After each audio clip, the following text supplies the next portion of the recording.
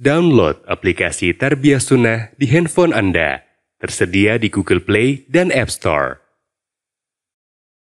Bismillahirrahmanirrahim. Assalamualaikum warahmatullahi wabarakatuh. Alhamdulillahirabbil alamin. Wa bihi nasta'in ala umuri dunya waddin. Wal 'aqibatu lil muttaqin. ولا عدوان إلا على الظالمين وأشهد أن لا إله إلا الله الملك الحق المبين وأشهد أن محمدا عبده ورسوله صادق الوعد الأمين والصلاة والسلام على أشرف الأنبياء والمرسلين وعلى آله وأصحابه أجمعين ومن تبعهم بإحسان إلى يوم الدين وبعد.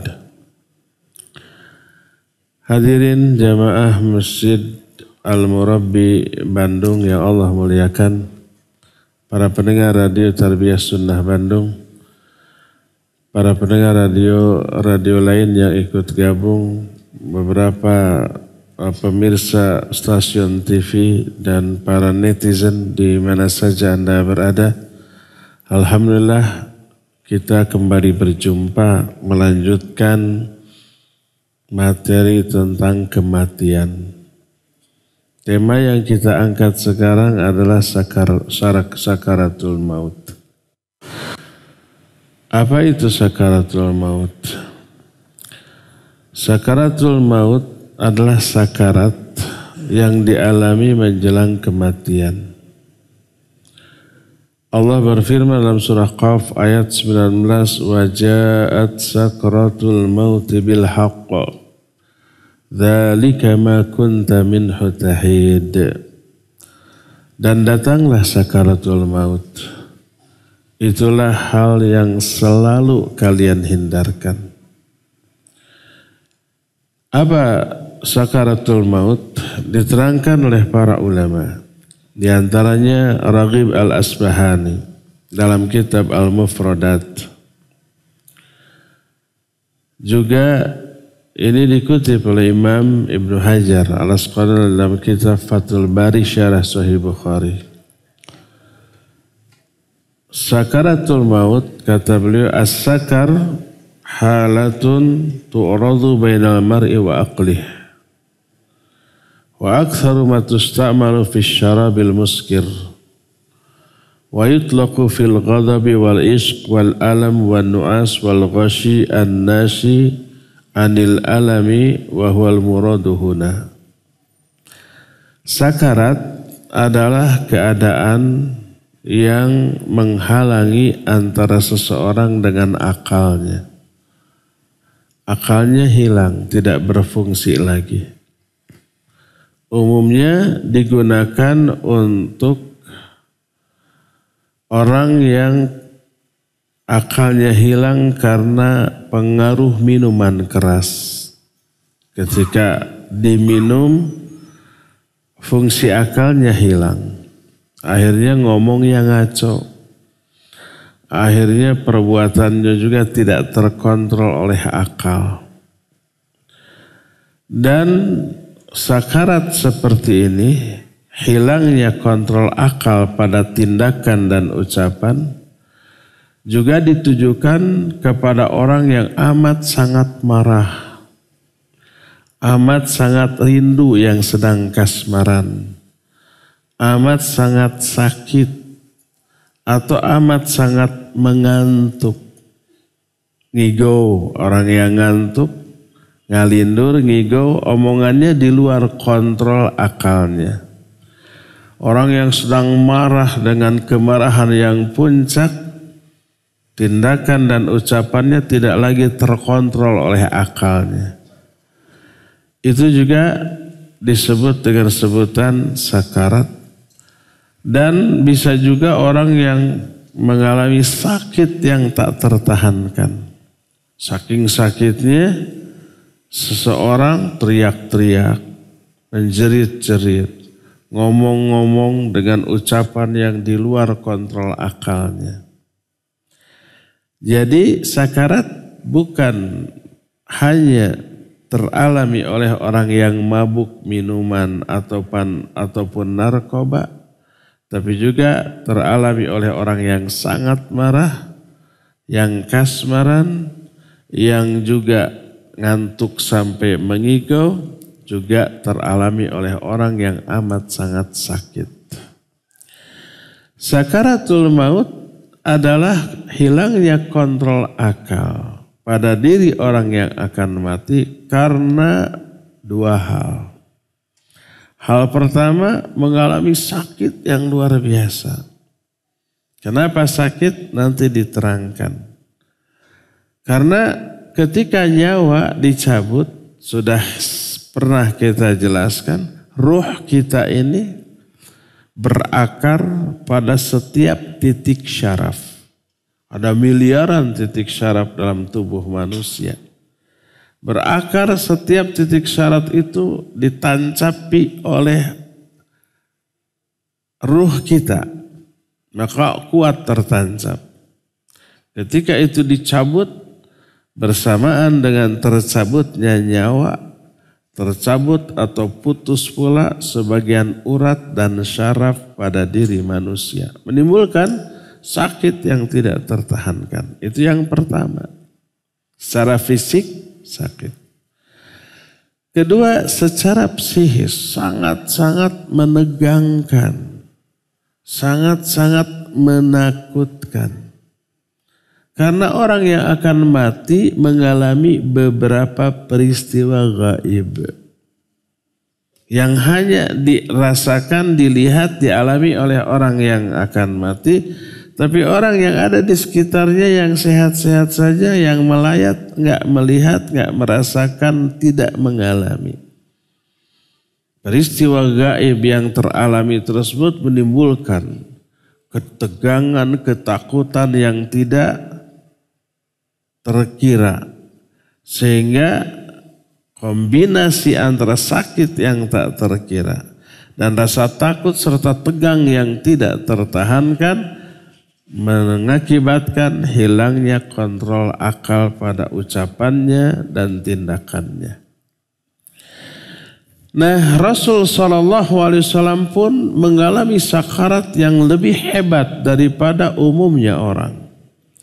Sebagaimana suatu saat dalam hadis sahih riwayat Imam Bukhari dalam kitab sahihnya, Aisyah radhiyallahu anha menuturkan bahwa ketika Nabi mengalami sakit parah di akhir kehidupan menjelang kematiannya, beliau meminta wadah yang berisi air. Dicelupkanlah kedua tangannya, lalu diusapkan ke wajahnya sambil berkata, La ilaha illallah, anna lil mauti sakarat. La ilaha illallah, sesungguhnya maut ada sakaratnya. Aisyah yang melihat itu sangat empati, kasihan, sampai beliau berkata, Ma ra'aitul waj'a ala ahadin asyadda minhu ala Rasul sallallahu alaihi wa alihi wasallam. Kata Aisyah, aku tidak pernah melihat penderitaan yang dialami oleh seseorang melebihi penderitaan yang dialami oleh Rasul SAW ketika akan wafatnya. Lalu ketika itu masuklah Rasul SAW ke kamar Aisyah, kemudian beliau membaringkan kepalanya di pangkuan Aisyah, kemudian mengalami rasa sakit yang luar biasa sampai Aisyah menyatakan seperti tadi, aku tidak pernah melihat penderitaan yang dialami seseorang melebihi penderitaan yang dialami oleh Rasul alaihi salatu wassalam. Adapun orang kafir dan orang fajir, fajir itu durhaka. Dia muslim tapi ahli maksiat. Suka ibadah tapi lebih banyak melakukan dosa dan pelanggaran daripada ibadah dan kebaikan. Sudah kita jelaskan bahwa orang kafir dan orang fajir mengalami sakarat yang luar biasa. Ini umumnya. Sehingga diterangkan dalam hadis yang diterima dari Al-Barra bin Azib radhiyallahu anhuma, ketika orang kafir dan orang fajir mau mati, malakul maut duduk di sampingnya sambil berkata, "Ayyatuhan nafsul khabithah, ukhruji ila sakhati minallahi wa ghadabi." Wahai jiwa yang buruk, keluar kamu menuju kemurkaan dan kemarahan Allah Azza wa Jalla. Terus si ruh itu keluar, cuma nongol tapi enggan untuk keluar. Ruh itu melihat malaikat, melihat. Mendengar. Makanya malaikat berucap, wahai jiwa yang buruk. Dia enggan keluar, akhirnya dicabut. Yantazi'uha kama yantazi'us safud al-kathiru syu'ab binasufil mablul. Dicabutlah nyawa itu seperti dicabutnya safud. Safud itu tihang dari besi yang ada cabang-cabangnya. Safud yang tertancap di kain wol yang basah. Kain wol basah itu serat-serat benangnya itu kuat. Pas diambil nyangkut cabang-cabang dari besinya itu nyangkut di serat-serat kain wol, akhirnya dicabut secara paksa. Kuat pertahanan si ruh, lebih kuat lagi tenaga yang mencabut. Fataqta'u ma'ahal uruq wal asab, lalu putuslah bersamaan dengan tercabutnya nyawa itu, putuslah banyak urat-urat dan syaraf-syaraf dari orang tersebut. Itu yang menimbulkan rasa sakit yang tidak terkira. Terlebih, nah ini yang tidak kita lihat. Peristiwa gaib yang teralami oleh orang kafir, oleh orang yang durhaka, tidak dilihat oleh orang yang sedang ada di sana, teralami, terasakan oleh orang yang akan mati. Para malaikat, kita kan sudah jelaskan di pertemuan yang lalu, ketika orang kafir akan mati, turun para malaikat dengan jumlah yang banyak. Wajah mereka hitam, ekspresi mereka tidak menyenangkan, membawa kain kafan dari api neraka. Terus duduk di sekitar orang yang akan mati ini dengan radius sejauh mata memandang. Lalu datang malakul maut. Kemudian ketika mencabut, ini peristiwa yang kita tidak lihat, para malaikat itu memukuli wajah-wajah mereka, bokong-bokong mereka sambil membentak, keluarkan ruh kamu dari badan kamu. Dari mana kita tahu peristiwa gaib itu? Al-Quran yang menerangkan, yang menjelaskan. Makanya kita wajib percaya. Diceritakan dalam surah Al-An'am ayat 93. Allah Azza wa Jalla berfirman. Kata Allah, ini salah satu azab bagi orang yang mengada-adakan kedustaan atas nama Allah waktu sakaratnya mengalami hal ini.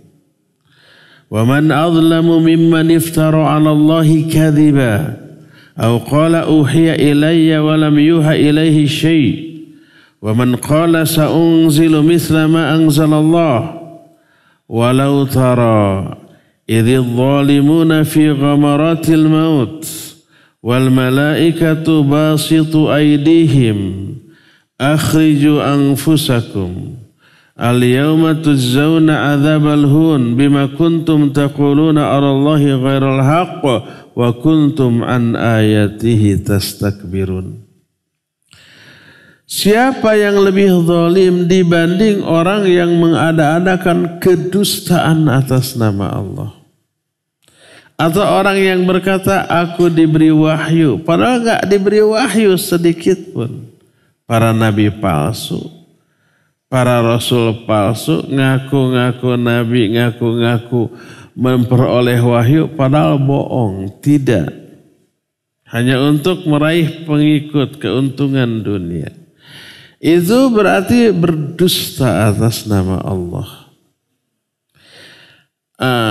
Dan siapa yang berkata, aku akan turunkan seperti apa yang Allah turunkan. Nah ini orang zalim. Kata Allah, seandainya engkau melihat.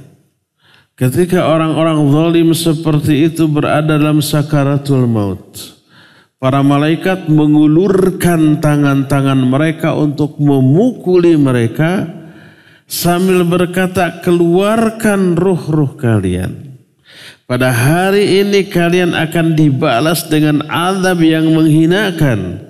Karena dulu kalian berkata atas nama Allah secara tidak benar.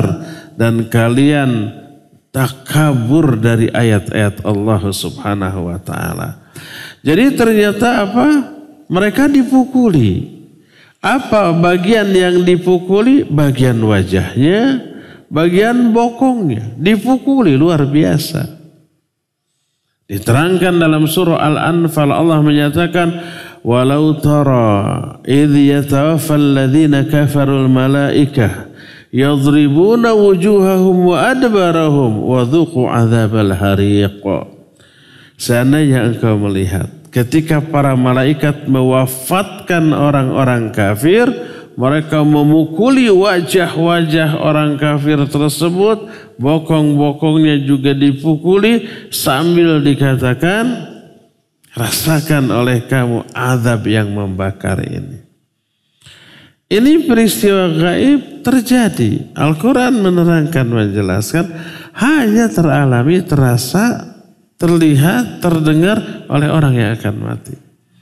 Adapun orang yang masih sehat, hidup, melayat di sekitar orang mati, tidak. Tidak merasakan, tidak melihat, tidak mengalami, tidak mendengar, makanya mereka cuek-cuek saja. Kadang sakaratul maut teralami oleh orang soleh. Bahkan Nabi. Tadi dikatakan Nabi SAW mengalami sakarat. Apa perbedaan antara orang kafir dengan sakaratnya orang soleh? Kalau orang kafir itu azab yang disegerakan di dunia sebelum diazab di alam kubur dan di akhirat. Adapun orang soleh atau orang yang tidak berdosa, contoh orang tidak berdosa, bayi. Ada orang bayi masih kecil, namanya juga bayi masih kecil.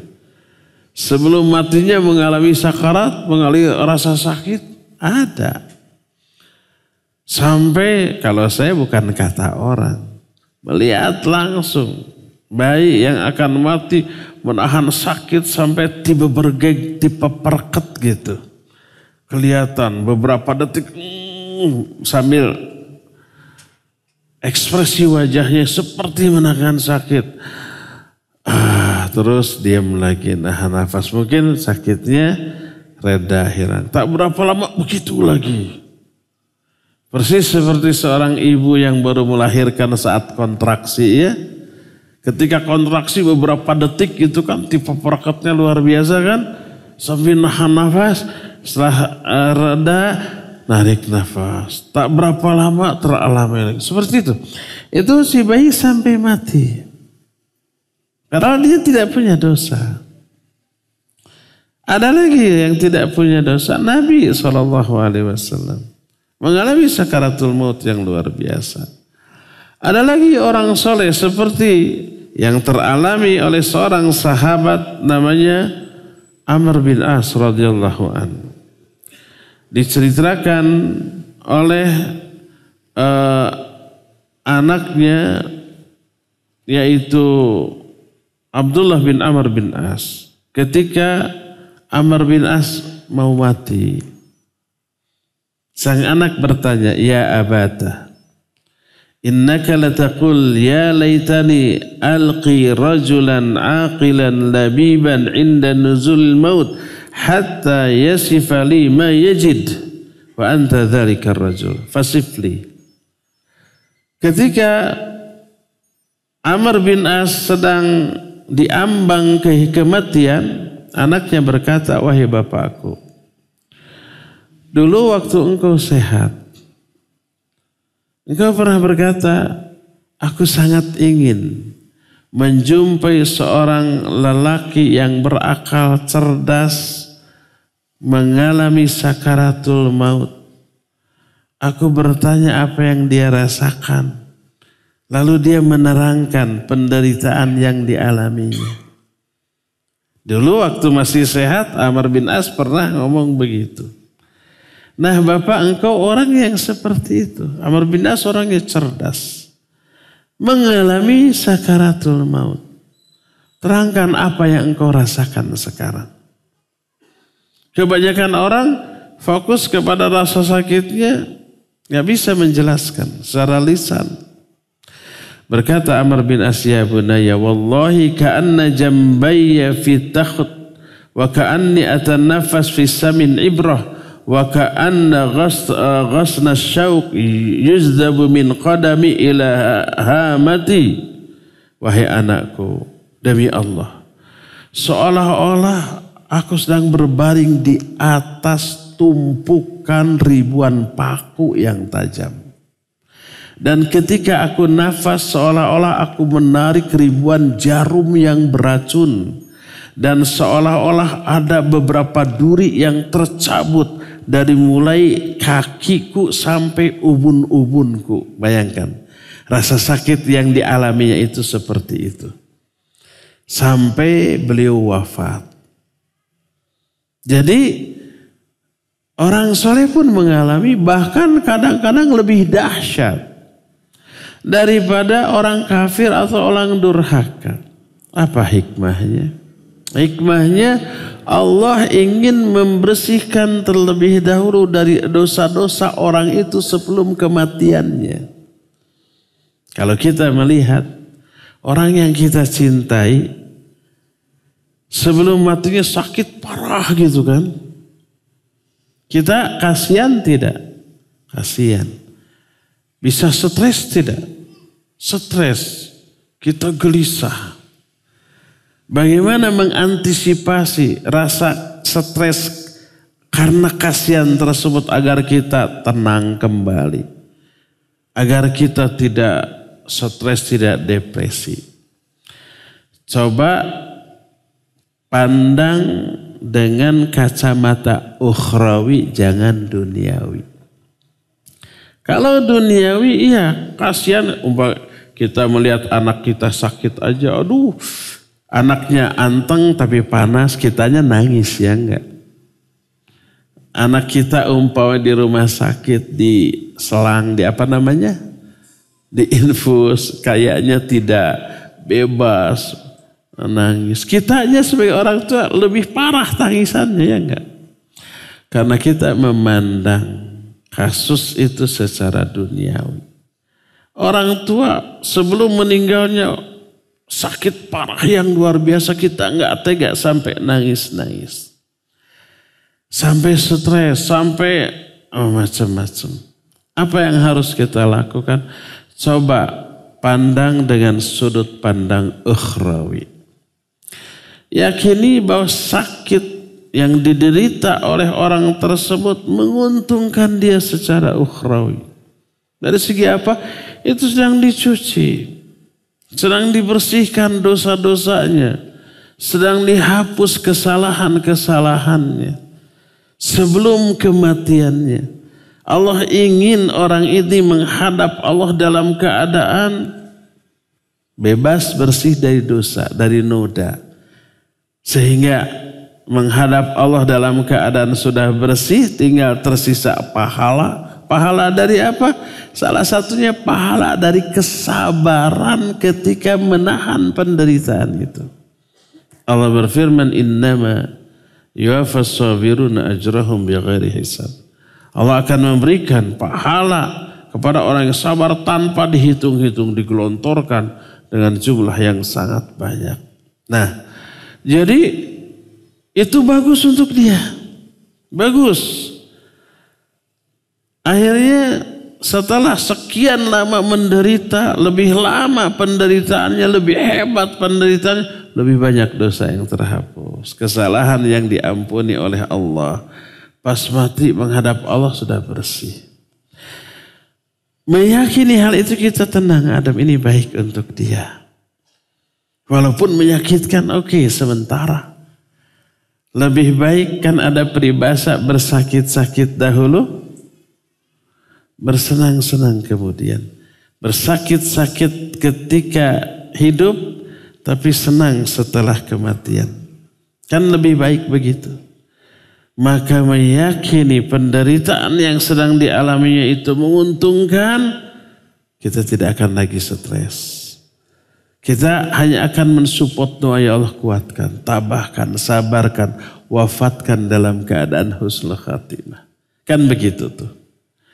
Nah, jadi salah satu di antara fungsi penderitaan yang dialami oleh orang mukmin yang soleh ketika sakaratul maut itu dibersihkan dosa-dosanya. Imam Al-Qurtubi rahimahullah dalam kitab At-Tadhkirah menjelaskan masalah sakaratul maut dan menganalisa beberapa kejadian sakaratul mautnya orang-orang soleh. Beliau menjelaskan, kalau orang soleh ini melakukan dosa, ditunggu tobatnya, nggak ada tobat. Ditunggu perbuatan baik untuk menghapus dosa ini, nggak ada juga. Padahal jatah hidup orang ini sebentar lagi nih. Mau habis, mau mati. Dan Allah menginginkan orang ini berjumpa Allah dengan tidak membawa dosa. Maka akibatnya apa? Allah berikan penderitaan di akhir kehidupannya. Diberikan sakaratul maut yang dahsyat. Penderitaan ketika sakaratul maut itu menguras dosa-dosanya, menghapus kesalahan-kesalahan yang belum ditobatinya, sampai matinya orang itu berjumpa dengan Allah tanpa membawa dosa dan kesalahan. Yang tersisa tinggal pahala. Adapun untuk orang yang tidak punya dosa mengalami sakaratul maut seperti Nabi alaihi salatu wassalam. Seperti bayi belum punya dosa tapi mengalami sakaratul maut. Penderitaan yang mereka alami bukan lagi menjadi penghapus dosa karena nggak punya dosa, tapi peningkat derajat kemuliaan dia di surganya kelak. Bayi yang mati dengan mudah tanpa menderita ke surga dia. Tapi bayi yang sebelum kematiannya mengalami penderitaan, surganya levelnya lebih tinggi. Karena apa? Karena dia pernah mengalami dulu penderitaan yang dahsyat sebelum kematiannya. Dan itu ditebus oleh Allah dengan ditinggikan derajat kemuliaan dia. Itulah hakikat dari sakaratul maut berupa penderitaan yang teralami oleh orang-orang yang soleh. Adapun yang dialami oleh orang-orang yang kafir, yang durhaka itu azab. Walaupun menguntungkan, ya menguntungkan. Mengurangi kadar azab di alam kubur dan di akhirat nanti. Syekhul Islam Ibn Taimiyah rahimahullah dalam kitab namanya Ahkamu Usatil Mu'minin. Ini satu judul bab yang ada dalam kitab Majul Fatawa Ibn Taimiyah. Beliau menerangkan seluruh penderitaan yang dialami oleh manusia baik ketika hidup di alam dunia, sakit atau musibah lain, ataupun sakaratul maut, ataupun azab kubur, ataupun penderitaan waktu hisab sejak mulai dikumpulkan di alam mahsyar sampai nanti berakhir ke surga atau ke neraka, seluruh penderitaan itu mengurangi dosa atau kadar azab yang akan dia terima di neraka nanti kalau dia ke neraka. Untuk orang mukmin mengurangi dosa sehingga pas melewati hisab tinggal ke surga ke neraka itu dosa-dosanya sudah banyak berkurang oleh penderitaan yang dialami. Itulah sakaratul maut. Adakah orang yang dientengkan, diringankan? Ada. Siapa? Yaitu orang yang mati syahid. Kelihatan secara kasat mata, orang yang mati syahid, mati di medan perang seperti menderita, penuh luka. Kalau dulu luka bacokan, panah, tombak, pedang gitu ya. Kalau sekarang bekas tembakan, muncrat darahnya, seperti menderita. Itu menurut dugaan kita sebagai orang yang melihat secara zahir. Tapi yang dirasakan oleh orang itu tak ubahnya seperti digigit semut. Anak kecil juga digigit semut nggak akan nangis ya. Sebagaimana diterangkan dalam salah satu hadis dari Abu Hurairah radhiyallahu an, diriwayatkan oleh Imam At-Tirmidzi, An-Nasai, Ad-Darimi. Kata Imam At-Tirmidzi, hadis ini hasan gharib. Berkata Rasul sallallahu alaihi wasallam, "Asy-syahidu la yajidu almal qatli illa kama yajidu ahadukum almal qursah."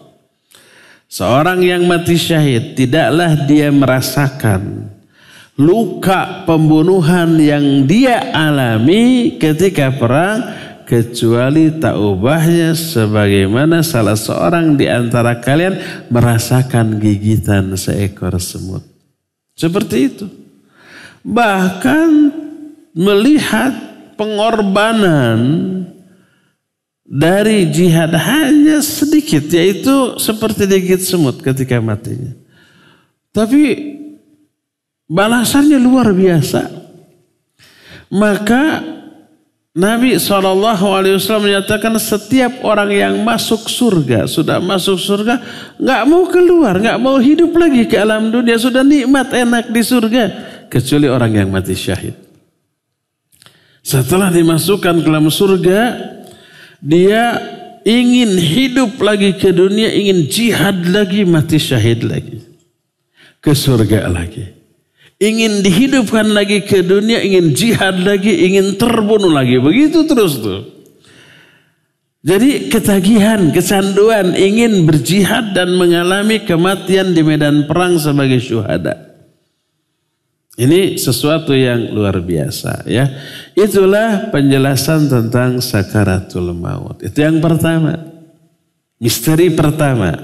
Sakaratul maut adalah adanya para malaikat yang memukuli untuk orang kafir dan orang durhaka. Adapun orang mukmin tidak dipukuli tentu saja ya. Kedua, ada jeritan orang yang akan mati. Apa jeritanya? Jeritanya nggak terdengar oleh orang yang hidup. Menjeritnya kepada Allah. Apa isi jeritanya? Ingin dikembalikan lagi hidup ke dunia, janji mau ibadah dan amal soleh yang dulu tidak dia lakukan. Atau minta tolong akhirkan kematian saya sebentar saja. Saya janji mau soleh, mau ibadah, mau sedekah. Dan itu diterangkan oleh Allah dalam Al-Quran. Kita tidak tahu, kita tidak mendengar jeritan mereka kepada Allah. Tapi itu teralami oleh mereka. Sebagaimana diterangkan dalam beberapa ayat. Di antaranya surah Al-Mu'minun ayat 99 dan ayat 100.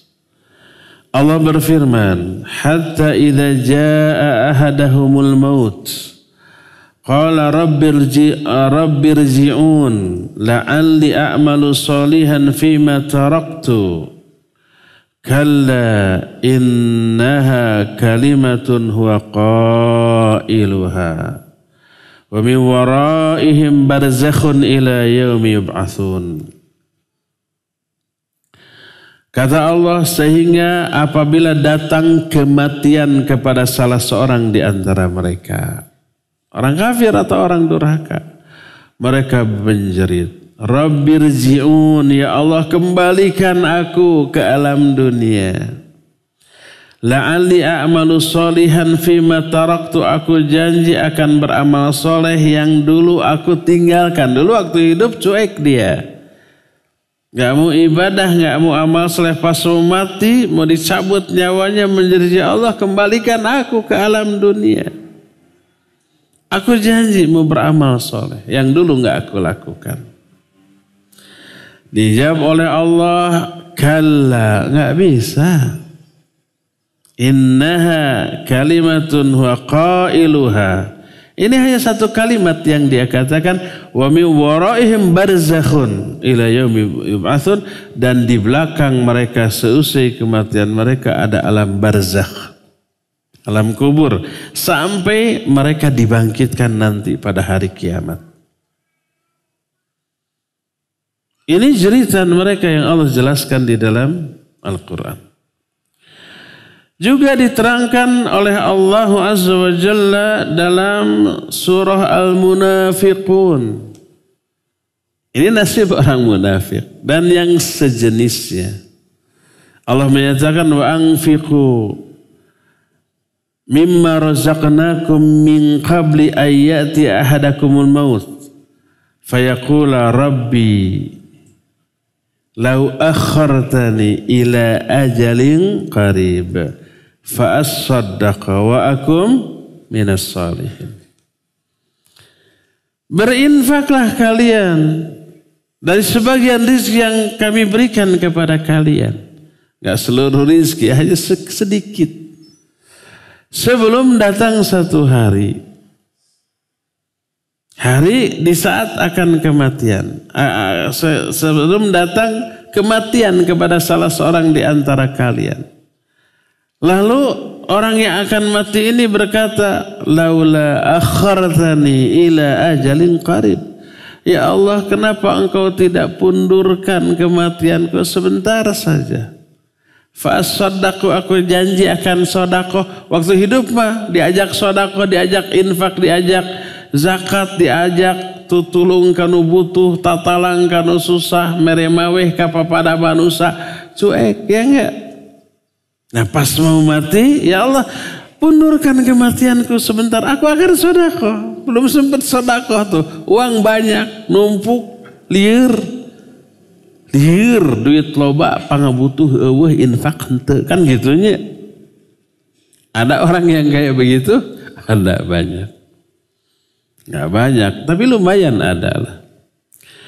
Wa aku minas solin, aku akan janji akan beramal soleh. Ibnu Abbas menyatakan, fa'as-saddaq wa aku minas solin itu, aku janji akan zakat, infak, sedekah, wa aku minas solin, dan aku akan janji akan haji dengan hartaku ini. Yang dimaksud orang soleh berhaji. Waktu hidup uangnya miliaran, hajinya enggak. Karena pertama sayang, haji kan bisa 500 juta ya, yang furoda. Sekarang daftar, tahun depan berangkat bisa 500 juta. Sedikit ya, bagi orang miliarder sedikit. Terus selain mahal 500 juta, selama haji 25 hari, kalau yang plus, yang furoda 25 hari, yang reguler 40 hari. Itu selama 25 hari itu berapa miliar tuh uang yang lo luput dari pekerjaannya. Selama haji berarti gak kerja kan? 25 hari bagi orang kayak gitu bisa menghasilkan ratusan juta atau miliaran. Kerugian finansial dengan haji itu miliaran. Pertama untuk ONH-nya, kedua berarti tidak ada pemasukan yang biasa menggelontor selama haji, nggak ada pemasukan. Itu kan gitunya, mikirnya ke sana tuh. Makanya wagah haji. Pas mati, mau mati, ya Allah tolong undurkan kematian saya sebentar saja. Saya akan infak, zakat, sedekah, saya mau haji. Apa kata Allah? Wala yuakhirallahu nafsan idza jaa ajaluha. Allah tidak akan memundurkan kematian seorang apabila sudah tiba saat ajalnya. Walaupun sedetik enggak bisa. Tapi mereka saat akan mati itu menjerit, ya Allah kembalikan, atau ya Allah tunda kematian saya. Dalam Al-Quran surah An-Nisa mulai 17 sampai 18 Allah berfirman, Innamat taubatu 'ala Allah lilladzina ya'maluna as-su' bi jahalatin thumma yatubu min qarib fa ulaika yatubu Allahu 'alaihim wa kana Allahu 'aliman hakima. Wa laysatit taubatu lilladzina ya'maluna as-sayyi'at hatta idza hadara ahaduhumul maut qala inni tubtul an. Walalladzina yamutuna hum kuffar ulaika a'tadna lahum adzaban alima. Ayat ini menerangkan tobatnya orang kafir, orang durhaka saat sakarat, tapi pintu tobat sudah tertutup. Mereka menyatakan ketika akan mati, ya Allah, saya mau mati sekarang, saya tobat sekarang. Tobatnya ini terungkap, mereka ungkapkan kepada Allah, tapi tidak diketahui oleh orang-orang yang hidup di sekelilingnya. Kata Allah, tobat itu bagi Allah hanyalah diperuntukkan bagi orang-orang yang mengamalkan perbuatan dosa atau buruk karena kebodohan, kemudian mereka segera tobat setelah itu. Mereka lah orang-orang yang tobatnya diterima oleh Allah, dan Allah Maha Mengetahui dan Maha Hakim. Tobat itu tidak diperuntukkan bagi orang-orang yang melakukan amalan dosa sampai ketika kematian mendatangi mereka saat sakarat, mereka berkata, inni tubtul an, sekarang saya tobat. Nggak bisa, udah ditutup. Wala alladzina yamutuna hum kufar, juga tidak diperuntukkan bagi orang kafir yang mati dalam keadaan kafir, setelah mati di alam kubur tobat, di akhirat tobat. Enggak.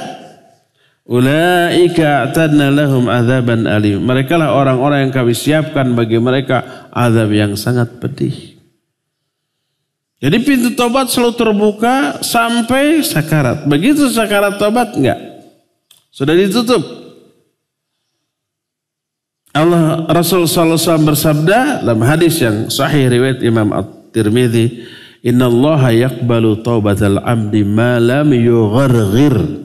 Allah akan selalu menerima taubat seorang hamba sebelum hamba itu sakarat. Makanya si Fir'aun alaihi la'nah itu mengatakan la ilaha illallah, menyatakan iman di akhir hayatnya ketika tenggelam, kekerabakan, sudah dipastikan akan mati, dia sendiri sudah meyakini saya akan mati, dia menyatakan iman kepada Allah Azza wa Jalla. Aku beriman kepada ilah yang diimani oleh Bani Israel. Tapi itu sudah terlambat. Sudah tertutup pintu tobat bagi si Fir'aun. Oleh karena itulah maka ditolaklah tobat itu. Inilah yang teralami oleh orang-orang durhaka. Yang kedua, jadi ada jeritan. Jeritannya minta dihidupkan kembali atau minta ditunda itu kematian, atau jeritan tobat. Sekarang saya tobat. Semuanya ditolak. Ini misteri kedua yang teralami ketika sakaratul maut. Ketiga, misteri ketiga yang kita akan alami ketika sakaratul maut. Ada berapa misteri? Tenang, pokoknya semuanya akan dijelaskan misteri ini. Sekarang poin yang ketiga. Tinggal 8 menit deh. Yaitu rasa cinta dan benci berjumpa dengan Allah. Tapi cinta dan benci berjumpa dengan Allahnya itu hanya muncul ketika sakarat. Bukan sekarang.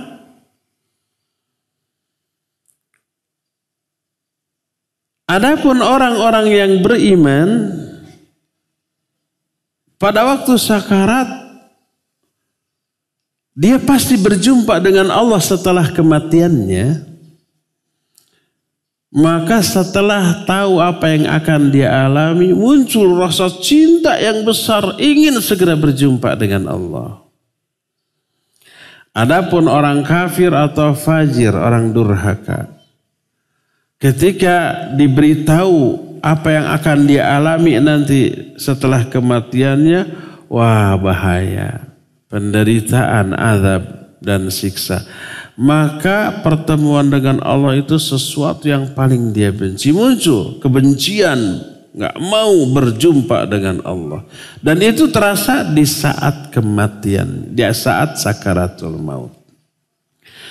Sebagaimana diterangkan dalam salah satu hadis yang diterima dari Anas bin Malik dan Ubadah bin As-Samit radhiyallahu anhu. Nabi SAW bersabda, "Man ahabba liqa Allah, ahabballahu liqa'ah, wa man kariha liqa Allah, karihallahu liqa'ah." Siapa orang yang mencintai pertemuan dengan Allah, Allah pun mencintai pertemuan dengannya. Dan siapa orang yang membenci berjumpa dengan Allah, Allah pun membenci berjumpa dengannya. Kalau kita tanya yang dimaksud berjumpa dengan Allah itu apa? Dalam benak kita.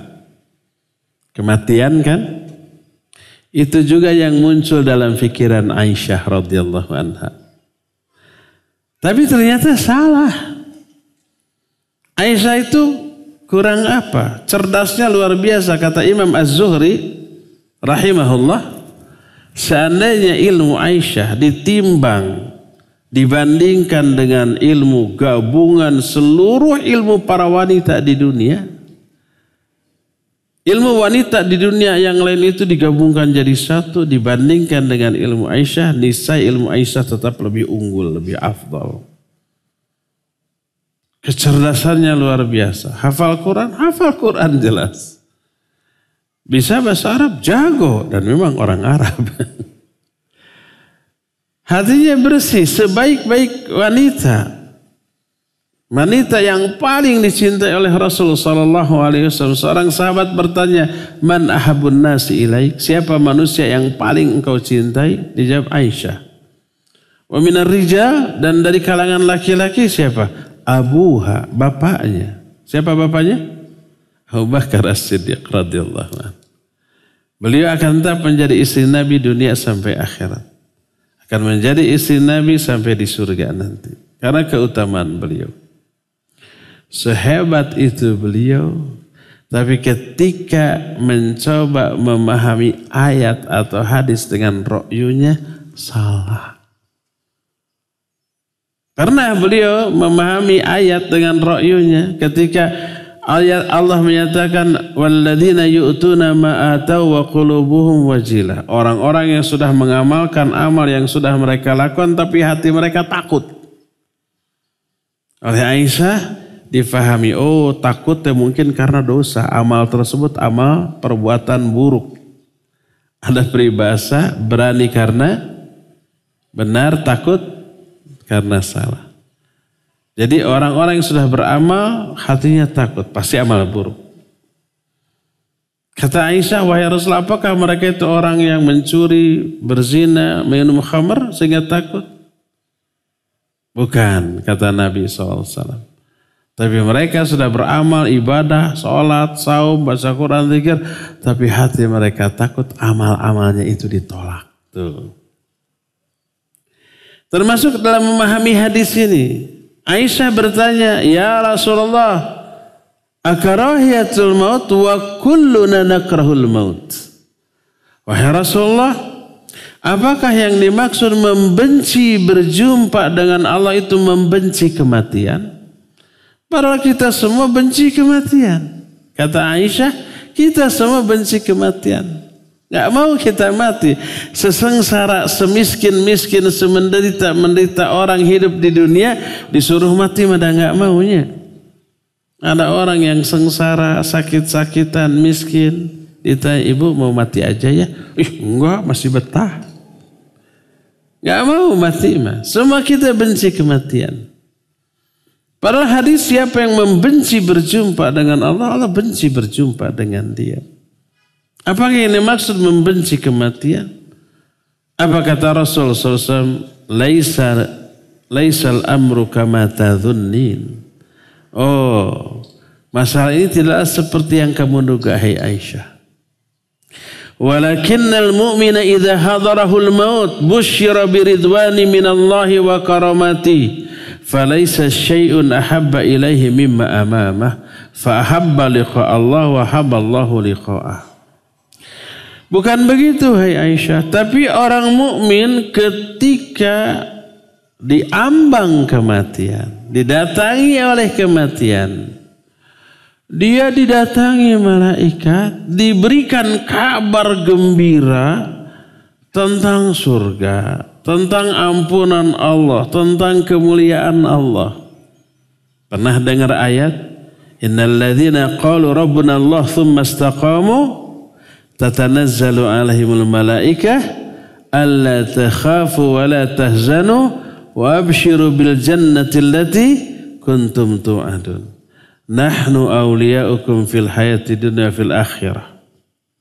Sesungguhnya orang yang berkata, Rabb kami Allah, kemudian istiqamah, malaikat akan turun.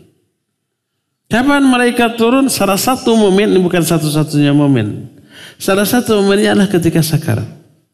Membisikkan Allah takhafu wa la tahzanu, jangan takut, jangan sedih. Jangan takut terhadap masa depanmu, jangan sedih terhadap apa yang akan kamu tinggalkan dengan kematianmu ini. Orang yang akan mati itu tegang. Dia berpikir masa depannya di alam kubur gimana nasibnya, nggak tahu, takut dia. Dia berpikir tentang apa yang akan ditinggalkannya, istrinya, keluarga, anaknya, hartanya. Jangan-jangan saya mati besoknya istri saya disamber orang. Bagaimana nasib anaknya? Bagaimana nasib hartanya? Bagaimana nasib?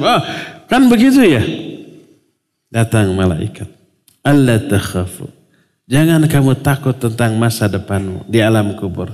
Wala tahzanu. Jangan kamu sedihkan tentang apa yang akan kamu tinggalkan. Wa abshiru bil jannati allati kuntum tu'adun. Tapi berbahagialah kamu dengan surga yang memang sudah dijanjikan oleh Allah untukmu. Jadi berikan kabar gembira. Di riwayat lain diberikan, dibukakan, digambarkan tempat tinggal dia di surga nanti. Dilihat istana yang super megah, yang gak ada bandingannya dengan di dunia. Seluruh perabotannya emas perak yang super mewah.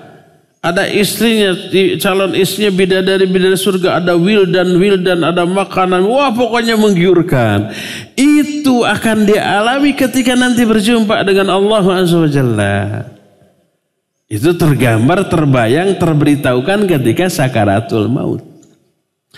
Maka falaisa syai'un ahabba ilaihi mimma amamah. Tak ada sesuatu pun yang lebih dia cintai, lebih dia sukai dibanding masa depannya setelah kematiannya. Maka dia mencintai berjumpa dengan Allah, karena berjumpa dengan Allah adalah kebahagiaan. Allah pun mencintai perjumpaan dengannya. Jadi ini muncul ketika sakaratul maut, bukan saat-saat sekarang. Sebaliknya, wa innal kafira awil fajir idza khudira busyira bi'adzabillahi wa uqubatihi falaysa syai'un akraha ilaihi mimma amama fakariha liqa Allah wa kariha Allahu liqa'ah. Adapun orang kafir atau orang fajir, orang durhaka, dia akan diberitahukan berita tentang murka dan azab Allah. Pokoknya sekarang aja kan tadi sudah dijelaskan waktu sakaratul maut dicabut nyawa dipukuli itu. Belum ancaman nanti di alam kubur, di azab, di akhirat tambah dahsyat lagi azabnya. Wah. Dan satu riwayat lain digambarkan rumah dia dalam neraka diperlihatkan. Mengerikan. Jadi dalam bayangan dia berjumpa dengan Allah adalah kebinasaan. Kelak bertemu dengan Allah adalah penderitaan yang tiada akhir. Saat itu muncul rasa benci, tidak suka berjumpa dengan Allah. Tidak ada sesuatu pun yang lebih benci, dia benci setelah itu kecuali masa depannya. maka dia membenci berjumpa dengan Allah, Allah pun benci juga bertemu dengan dia. Berdasarkan hal itu, maka perasaan atau misteri berikutnya yang teralami oleh orang yang sakaratul maut tadi, adanya rasa cinta berjumpa dengan Allah atau benci, tergantung dia. Apa dia orang mumin, orang kafir, atau orang durhaka. Kalau dia mumin, muncul ingin segera berjumpa dengan Allah. Makanya diterangkan dalam salah satu hadis yang lain, diriwayatkan oleh Imam Bukhari dalam kitab Sahih Bukhari dengan sanad yang sahih. Imam An-Nasai pun meriwayatkan hadis ini dalam kitab sunannya. Diterima dari Abu Sa'id Al-Khudri radhiyallahu an.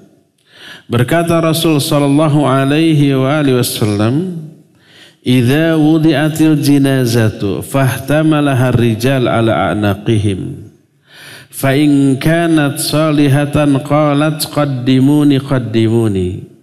Wa in kanat ghayra salihah qalat li ahliha ya wailaha aina yadhhabuna biha. Yasma'u sawtaha kullu syai'in illa al-insan walau sami'al insan las-sa'iqa." Kata Nabi SAW, apabila jenazah diletakkan di atas pasaran. Pasaran digotong teh gini, naon pasaran teh? Keranda. Bila jenazah sudah diletakkan di atas keranda, lalu dipikul oleh beberapa laki-laki di atas pundak mereka. Bila orang yang mati ini orang yang soleh, maka si ruhnya melihat, berkata, qaddimuni qaddim, segerakan aku, segerakan aku. Karena apa? Karena dia baru memperoleh balasan atas ibadah amal soleh setelah dikuburkan. Maka minta disegerakan tuh. Ingin segera memperoleh nikmat kubur. Nanti nikmat kubur akan kita ceritakan. Alam kubur akan kita ceritakan. Dengan judul horor juga, dua materi saya yang terakhir ini kan horornya. Yang dulu misteri di balik kematian. Sekarang misteri sakarat. Nanti lebih horor lagi. Apa ngerinya alam kubur lah, pokoknya yang semacam itulah. Gitu pokoknya namanya. Nah, ketika orang ini orang mukmin yang soleh, ruhnya melihat, lalu dia berkata, qaddimuni qaddimuni, segerakan aku, segerakan aku. Ingin segera dikuburkan agar segera memperoleh balasan dari amalnya. Tapi sebaliknya, wa in kanat ghaira salihah, kalau orang ini tidak soleh alias salah, ahli maksiat, orangnya orang durhaka, apalagi orang kafir, maka berteriaklah sang ruh, ya wailaha aina yadhhabuna biha, aduh celaka aku, mau dibawa kemana jasadku itu? Yasma'u sawtaha kullu syai'in illa al-insan. Suara jeritannya, teriakannya terdengar oleh segala sesuatu, oleh makhluk kecuali oleh manusia dan jin. Sampai dikatakan, walau sami'al insan lasu'iqa, seandainya manusia mendengar jeritan ini, orang ini, niscaya mereka pingsan. Saking apanya? Saking menakutkannya jeritannya. Kalau umpamanya kita tengah malam lagi tidur, ada tetangga yang punya bayi atau punya anak kecil sakit, nangis gitu, terganggu gak kita? Ya, gak bisa tidur kita juga ya. Atau ada orang sakit mengerang-ngerang gitu. Aduh sakit, humarurung sambil teriak. Kedengar oleh kita. Kita empati, kita simpati, kita ikut kasihan. Tapi gak sampai pingsannya. Ada orang copet umpamanya, ketangkap, dihajar babak belur sampai berdarah, teriak-teriak, ampun tolong, kita melihat. Pingsan enggak? Enggak, kadang-kadang puas kan gitu. Tapi kalau sudah babak belur, udah kasihan kan gitu. Enggak pingsan tapi sehebat apapun. Ini jeritannya kalau kita mendengar kita pingsan. Nggak kebayang dahsyatnya ini jeritan. Oleh karena itulah maka misteri ini hanya teralami oleh orang yang mati, tidak terketahui oleh orang yang hidup. Ini misteri ketiga yang akan dialami oleh orang yang sakaratul maut, yaitu ada muncul rasa cinta yang besar berjumpa dengan Allah bagi orang-orang mukmin, dan muncul rasa benci berjumpa dengan Allah yang teralami oleh orang kafir dan orang durhaka. Itu yang ketiga. Misteri keempat. Ini benar-benar horor nih. Orang yang sakarat didatangi syaitan laknatullahi alaihi. Lebih horor kan? Terlihat? Terlihat. Omongannya kedengaran? Kedengaran. Horor gak melihat setan nih? Untuk apa sih setan datang? Tentu saja untuk menyesatkan. Sudah habis waktunya. Tapi penasaran tuh. Kita lanjut sebentar ya. Ngarah tegang garatan. Sebentar aja. Paling cuma setengah jam. Ketika seseorang akan mati, setan pasti mendatangi. Itu dipastikan itu. Bersabda Rasul SAW dalam hadis sahih riwayat Imam Muslim, diterima dari Jabir bin Abdullah radhiyallahu anhu. Berkata Rasul SAW, inna syaitana yahduru ahadakum inda kulli syai'in min sya'nih hatta yahdurahu inda ta'amih.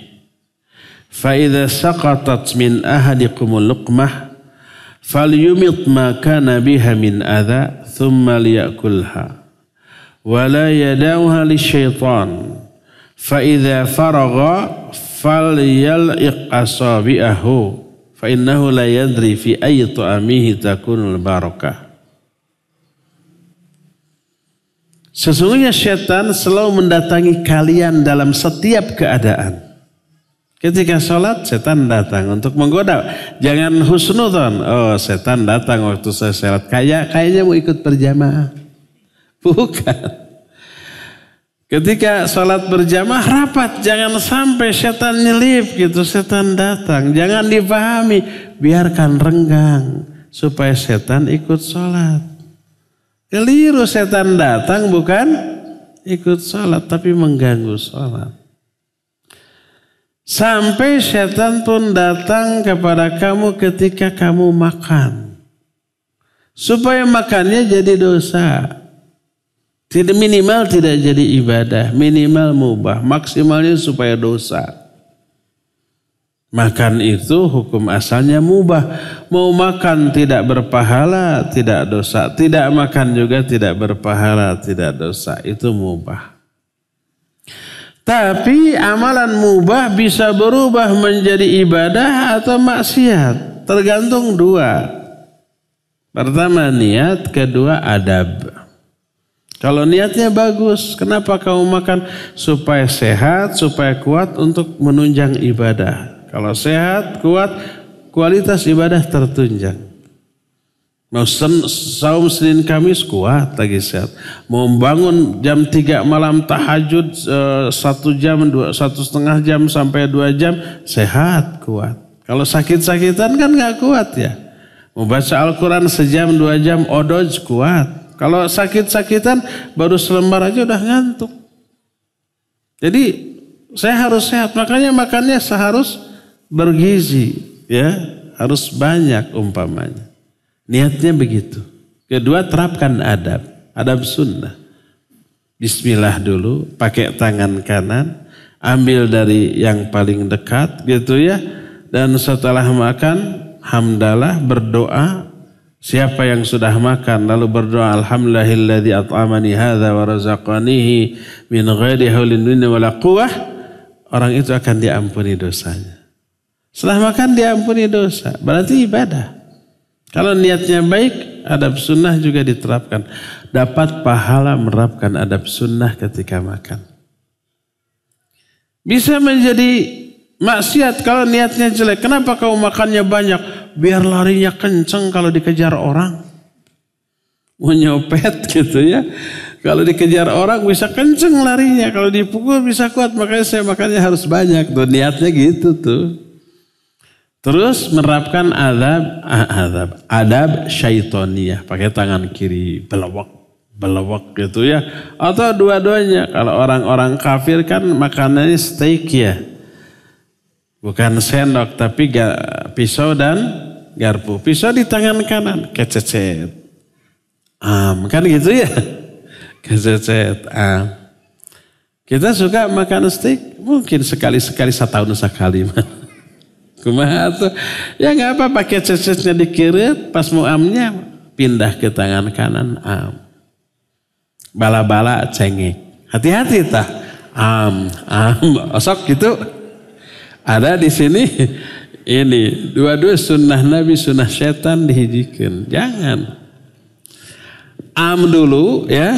Kemudian pindahkan. Itu saja. Boleh bala-bala dulu. Boleh cengek dulu gitu ya.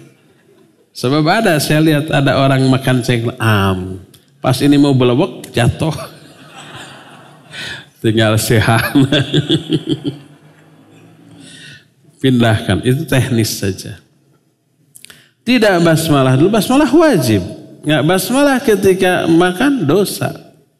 Kata Nabi SAW, ya gulam sammillah, kul biyaminik, wa kul mimma yalik. Ini tiga-tiganya wajib. Hai nak, sebut nama Allah.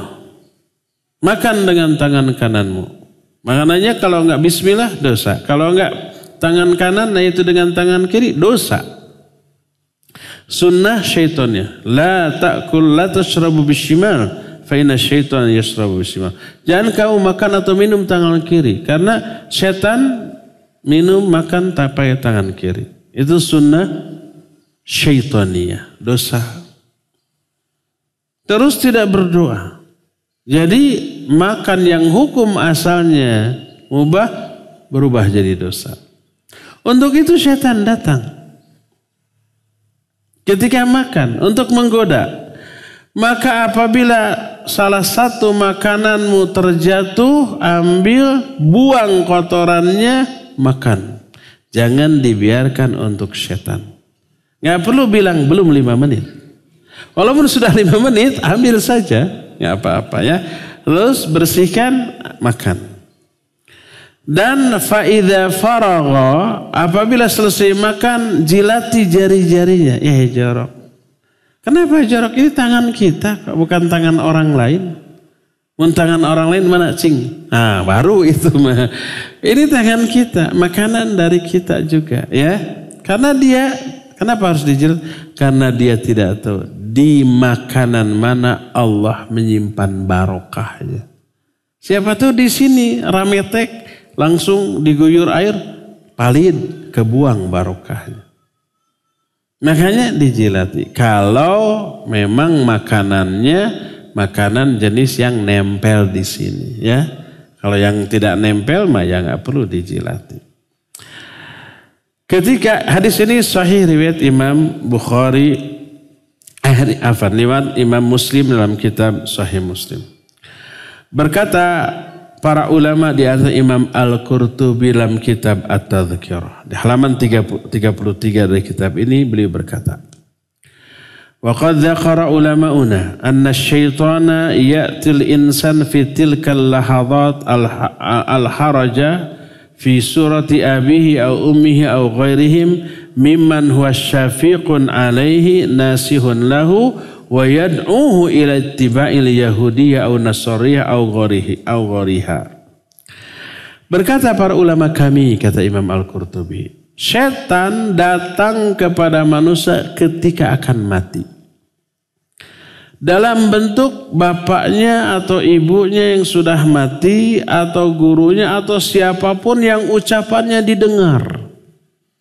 Menjelma menyamar sebagai orang yang dikenal oleh orang yang akan mati ini.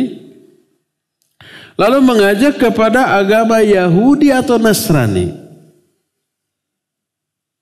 Kemudian membujuk orang itu dengan mengatakan, aku ibumu nak. Kamu mau menuruti apa kata ibu? Iya, jadilah kamu Nasrani. Maka setelah murtad dibiarkan mati. Kalau enggak datang bapaknya, aku bapakmu nak. Kamu wajib taat kepadaku. Mau nurut, mau, jadilah kamu Yahudi. Atau kepada agama lain, atau tidak kepada agama lain, tapi kepada akidah yang sesat. Dan yang sejenisnya. Ya, maka ketika orang itu sesat menyimpang di akhir hayat lalu mati, su'ul khatimah. Tak ada waktu untuk memperbaiki tobat dari kesalahan di akhir hayatnya. Karena diakhiri dengan kematian. Maka inilah yang dimaksud dengan doa Rabbana la tuzigh qulubana ba'da idh hadaitana wa hab lana min ladunka rahmah innaka antal wahhab.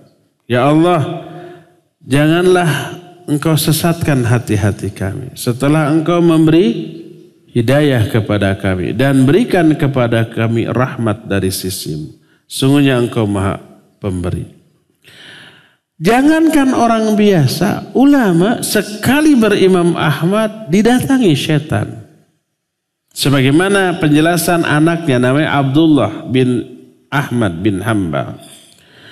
Dia berkata, hadarat wafatu Abi Ahmad wa biyadayya khurqatun li ashudda lihyahi fakana yughriqu thumma yufiq wa yaqulu biyadihi la ba'd la ba'dad.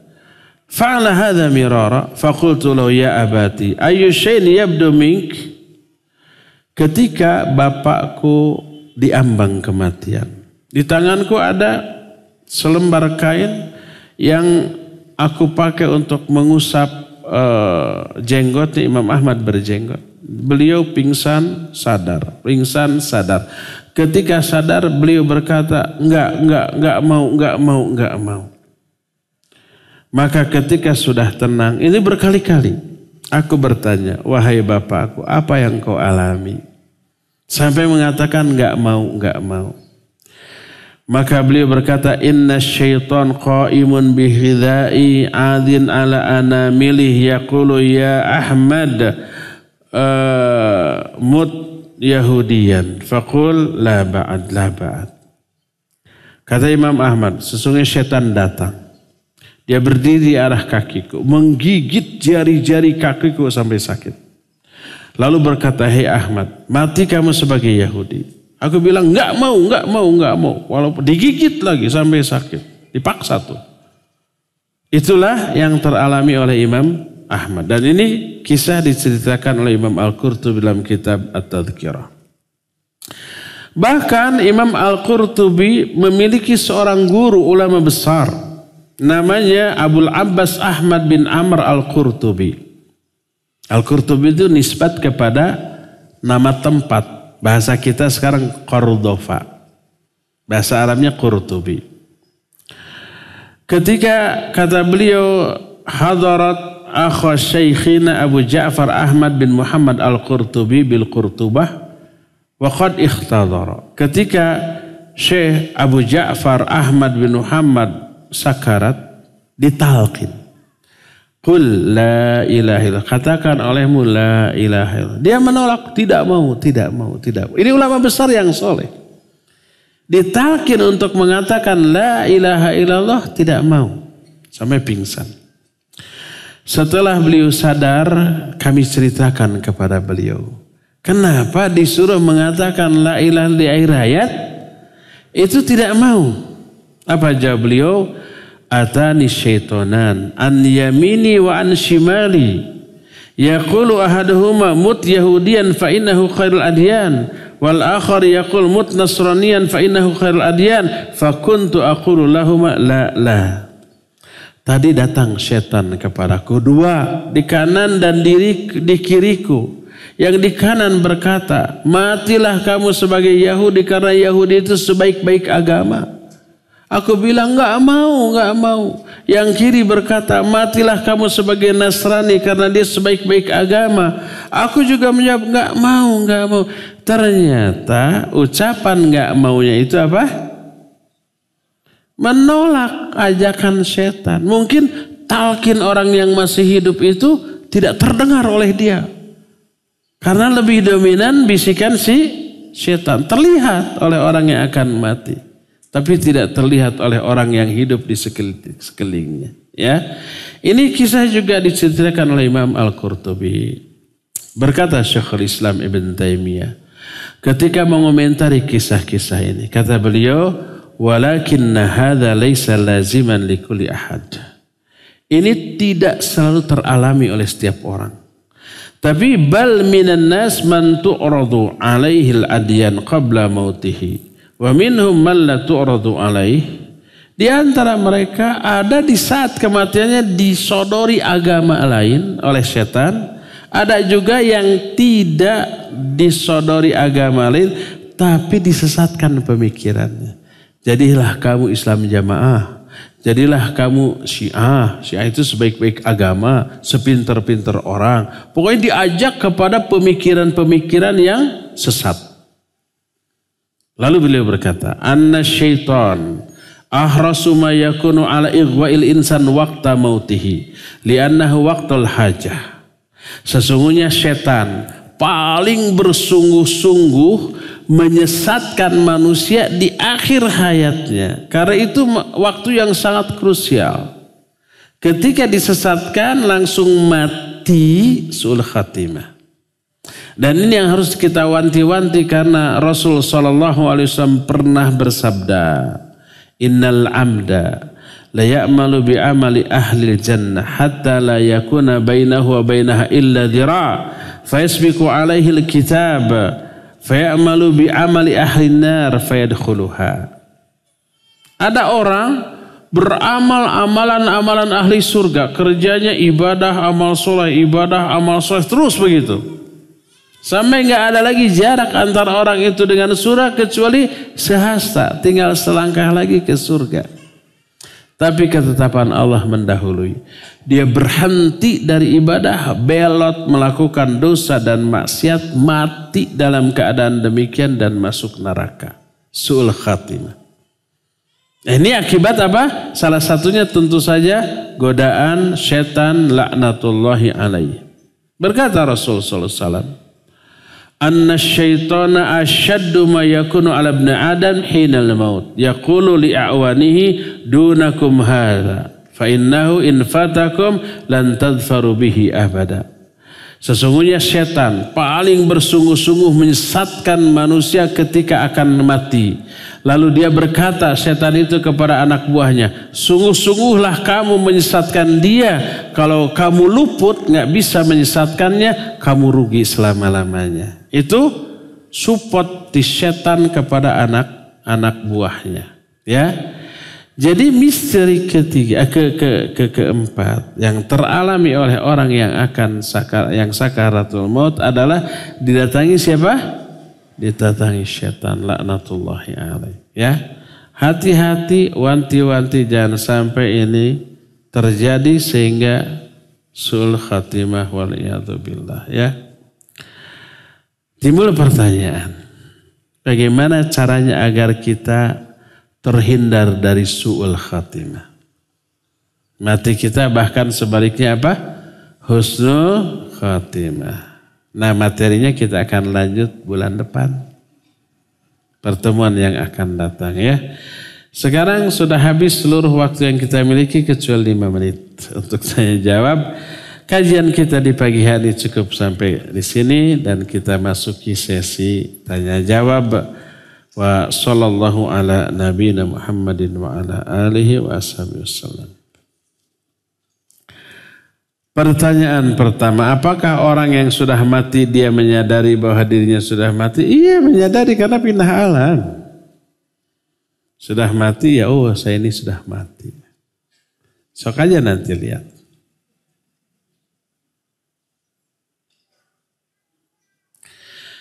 Bagaimana sakaratul mautnya orang yang mati tabrakan dan meninggal langsung di tempat. Ya, sakaratul maut tidak selalu teralami oleh setiap orang. Tapi umumnya ya, ada orang yang tidak mengalami sakarat, ada.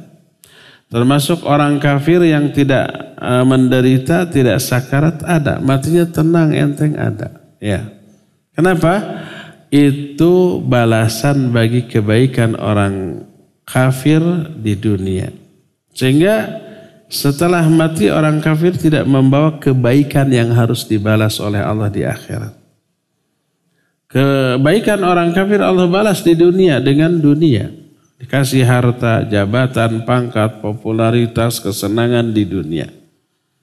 Kalau ada kebaikan yang belum terbalas, sementara kehidupannya hampir habis, maka Allah entengkan, ringankan matinya, nggak mengalami sakaratul maut. Dan itu sebagai balasan atas kebaikan dia yang masih tersisa. Sehingga ketika mati, dia mengharap Allah dalam keadaan tidak membawa kebaikan yang harus dibalas. Yang tertinggal hanyalah dosa. Jadi tidak semua orang mengalami sakaratul maut. Ada yang mengalami, ada yang tidak. Makanya jangan terlalu stres ketika melihat orang yang kita cintai menjelang kematiannya menderita. Itu bagus untuk dia. Itu sedang dicuci. Dosanya sedang dibersihkan sehingga lebih menguntungkan di akhirat nanti. Justru harus agak khawatir kok. Matinya tenang enteng gitu. Aduh, dosanya utuh. Jadi tidak semua orang mengalami sakarat, tapi umumnya ya mengalami. Benarkah mentalkin orang yang sakaratul maut membantu jenazah? Iya harus. Laqinu mautakum la ilaha illallah. Talkinkan orang yang akan mati di antara kalian dengan la ilaha illallah. Talkin itu dibimbing untuk mengatakan la ilaha illallah di akhir hayat. Man kana akhiru kalamihi la ilaha illallah dakhalal jannah. Ini termasuk salah satu tanda husnul khatimah. Siapa orang yang akhir ucapan ketika hidupnya adalah la ilaha illallah, dia akan masuk surga.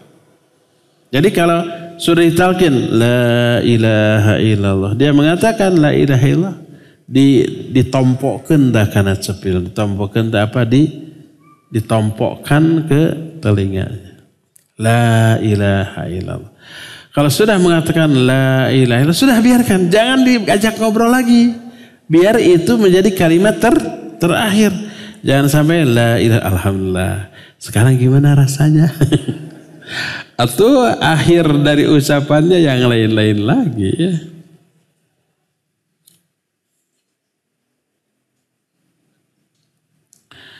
Sering ingat mati. Bukan takut tapi belum siap. Nggak ada yang siap. 2 anak wanita belum menikah. Belum berjodoh. Daftarkan sekarang. Ada yang minat? Apa ini ajal sudah dekat? Mohon saran. Itu tadi ya. Tingkatkan iman. Tingkatkan amal soleh. Tingkatkan ketakwaan. Orang yang istiqomah di atas ketakwaan menjelang kematiannya nanti akan didatangi oleh malaikat. Lalu berbisik, alla takhafu wa la tahzanu. Jangan takut, jangan sedih. Nah yang ini sedih karena apa? Berpikir siapa yang akan ditinggalkan. Anak-anaknya belum dapat jodoh. Nanti yang nikah ngurus nikahnya siapa? Biayanya dari mana, calonnya benar apa tidak, khawatir kan? Kekhawatiran ini wajar, teralami oleh setiap orang. Tapi orang yang istiqomah di atas ketakwaan akan hilang khawatir, hilang sedih. Dia tidak khawatir tentang masa depannya. Dia tidak sedih terhadap siapa yang ditinggalkannya. Karena apa? Dibisiki dengan bisikan yang menenteramkan dari para malaikat ya. Lebih dikhawatirkan nasib kita setelah kematian ya.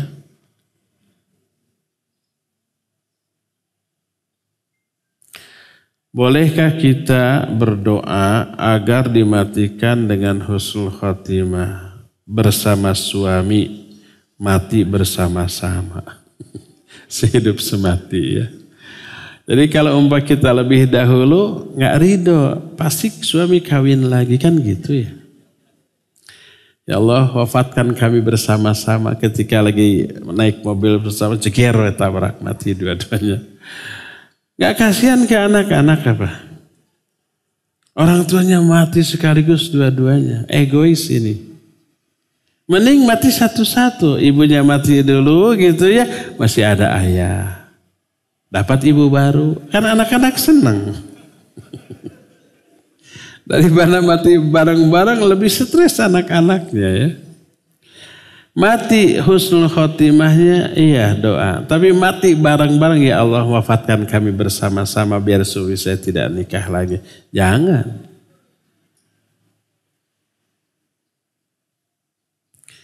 Bolehkah kita berdoa agar dimatikan bersama-sama dengan suami karena berharap tidak ditinggalkan salah satu terlebih dahulu. Terus anak-anak gimana? Gak inget apa? Lebih baik wafatkan kami dalam keadaan husnul khotimah ya. Adapun barengnya janganlah. Lebih baik satu-satu. Biar suami dulu yang meninggal biar bisa nikah lagi.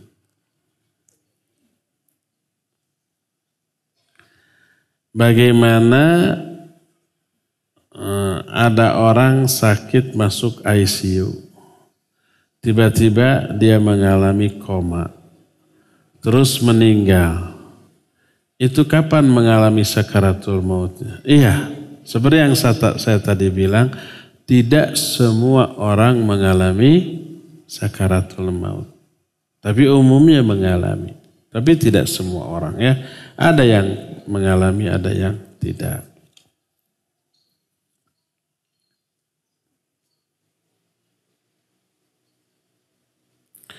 Apa hukumnya makan di tempat orang yang penjualnya dengan bangga mengaku memakai pesugihan untuk penglaris? Kalau kita tahu bahwa di sana itu tukang warung itu pakai dukun, pakai apa, jangan makan di sana.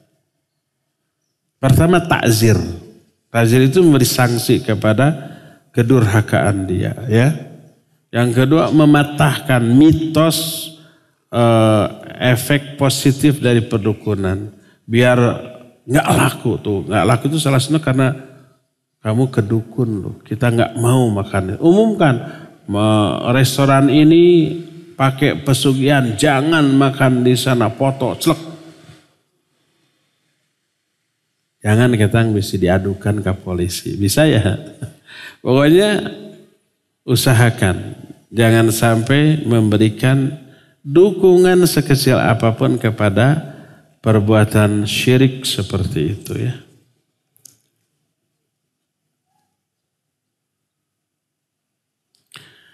Apakah orang yang meninggal pada waktu melakukan ibadah haji termasuk syahid? Tidak ada keterangan. Orang yang sholat mati, orang yang saum mati, orang yang beribadah haji dianggap syahid, tidak ada keterangan. Tapi itu husnul khatimah, tapi bukan syahid. Apa keuntungannya? Pahala dari ibadah yang sedang dilakukannya mengalir terus sampai hari kiamat. Kalau seseorang sedang sholat, sujud, lalu mati. Pahala sholat yang sedang dilakukannya terus mengalir sampai hari kiamat. Kalau seorang sedang saum, terus mati. Pahala saum yang sedang dilakukannya mengalir terus sampai hari kiamat. Kalau seorang baca Quran terus mati, maka pahala baca Qurannya terus. Termasuk yang haji tadi. Makanya ketika ada seorang yang ketika wukuf di Arafah berdoa di atas kudanya, terus jatuh, terus terinjak oleh kudanya mati. Kata Nabi SAW, ya, beliau menyatakan, la takhmiru wajhaha, fa innahu yub'atsu yaumal qiyamati mulabbiyan. Jangan kalian tutup wajahnya. Karena dia nanti akan dibangkitkan pada hari kiamat dalam keadaan sedang bertalbiyah. Labbaik Allahumma labbaik, labbaik la syarika lak labbaik, dan seterusnya. Makanya kalau orang mati harus dikafani, seluruh tubuhnya ditutup. Kalau orang matinya ketika haji atau umrah sedang ihram, tidak boleh. Dan dia dikafani oleh kain ihram yang sedang dipakainya, dan tidak boleh wajahnya ditutup. Kepalanya ditutup tidak boleh. Karena itu termasuk larangan ihram, maka kuburkan dalam keadaan terbuka wajah, terbuka kepala. Nanti di akhirat dia akan dibangkitkan dalam keadaan bertalbiyah.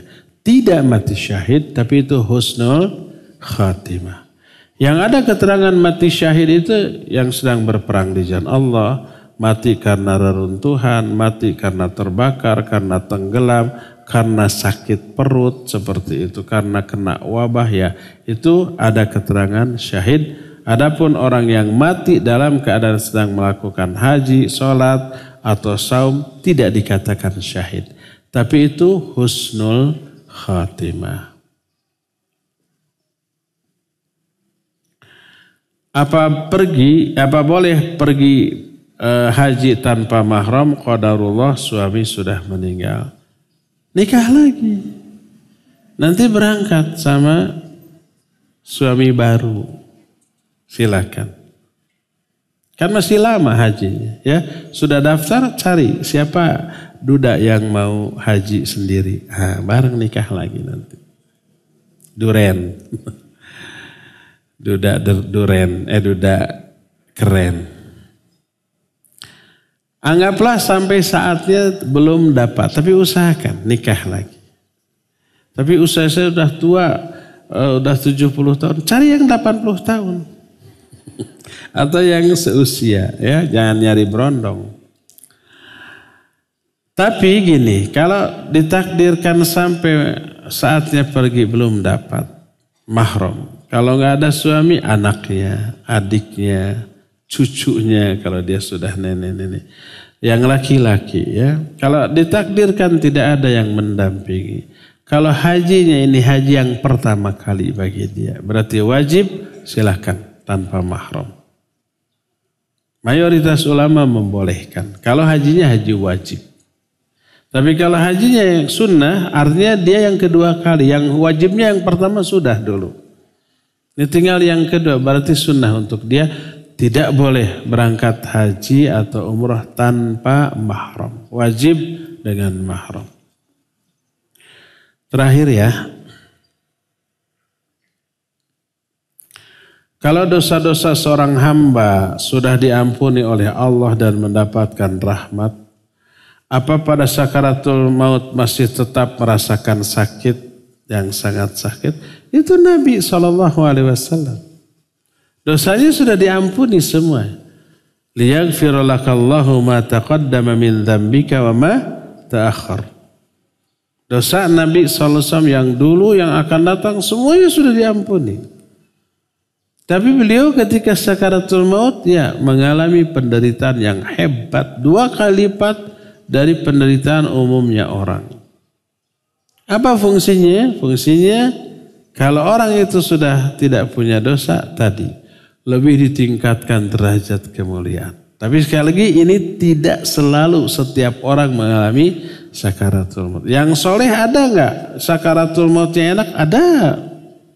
Dosanya sudah diampuni, tidak ada lagi yang harus dihapus dari dosa-dosanya sehingga tidak diberi sakaratul maut yang hebat oleh Allah, ada, ya. Tapi kalau toh ada orang soleh ahli ibadah, sakaratul mautnya menderita, maka ini pun sangat mungkin dan teralami oleh para ulama. Teralami oleh Nabi SAW, teralami oleh sahabat Amr bin As dan beberapa ulama yang lainnya.